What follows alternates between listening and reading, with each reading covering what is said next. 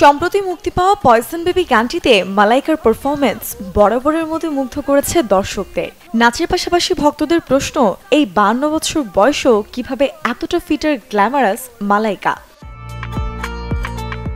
Yoga তার নিত্য সঙ্গী, সাথে আছে পিলার্স আর কার্ডিও। প্রতিদিন একসাথে এই দুই ব্যায়াম করেন তিনি, যা তার দেহকে নমনীয় আর শক্তিশালী রাখে। মালাইকার ব্যায়ামের রুটিনে ডাম্বল লিফটিং, স্কোয়াট, প্লাঙ্ক এবং রেন গার্ডের মতো ফাংশনাল ট্রেনিংও থাকে অন্তর্ভুক্ত। I think I've just overcome all those things, slowly. বাছাইকৃত কাঁচামাল ও স্বয়ংক্রিয় ইউরোপিয়ান মেশিনে তৈরি হয় all time honeycomb, all time healthy life.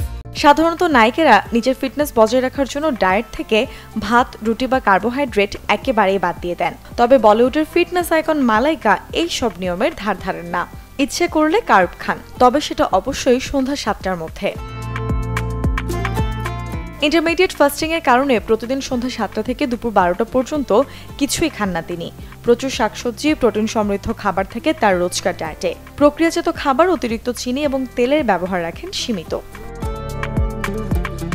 বাদাম, ফ্রুটস ও হালকা স্ন্যাক্স ব্যাগে নিয়মিত থাকে তার, যেন ক্ষুধার সময়টা জাঙ্ক ফুড থেকে নিজেকে রাখতে পারেন দূরে। পর্যাপ্ত ঘুম এবং পানি পান, সাথে মানসিক চাপ কমানো, এই সবই তার ফিট থাকার অন্যতম চাবিকাঠি। মেডিটেশনের মাধ্যমে নিশ্চিত করেন তার মানসিক সুস্থতাও। এই সুশৃঙ্খল জীবনযাপন, আত্মনিয়ন্ত্রণ এবং ইতিবাচক মানসিকতায় তাকে 52 বছর বয়সেও রেখেছে তারুণ্যদীপ্ত, আত্মবিশ্বাসী ও আকর্ষণীয়। Desk report, channel 24।